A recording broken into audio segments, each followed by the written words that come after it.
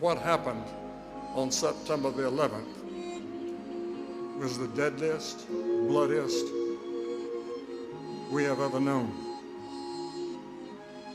It was unbelievable and heartbreaking to see all those lives lost on the 4 planes and at the Pentagon and Twin Towers. Prior to this attack, most of this culture's attention was on the newest song or the latest movie.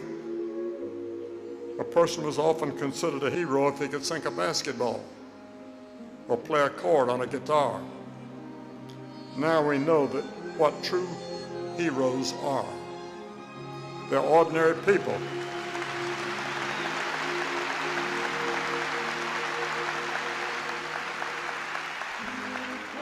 They're ordinary people just like you and me that have done extraordinary things.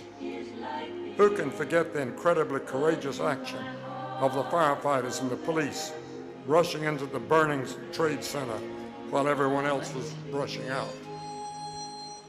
Or that wonderful chaplain, Father Michael Judd, who just ministering to a man who had just been injured was killed himself by a falling brick.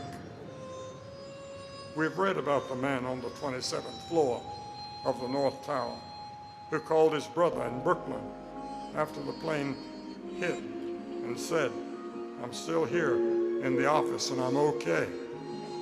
His brother couldn't believe it. He said, "Get out of there and get out of there quick." He said, "I'm with Ed, and he's afraid to go down because the smoke is so strong." Ed was a fellow worker with him and a close friend. He also lived in a wheelchair. Abe's brother pleaded with him to get out, but he didn't. Abe, who was Jewish, stayed to help his friend who was a Christian. They never made it out, but they left a message of heroism and working together no matter what our race or our religion may be. And what a wonderful story.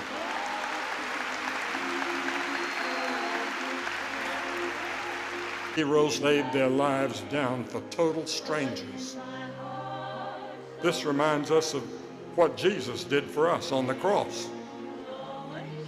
When he picked up that wooden cross and carried it to Mount Calvary, there was no cheering crowds. Even after they nailed him to the cross, they still mocked him. Yet he went through it. Why? Because he loved you and me.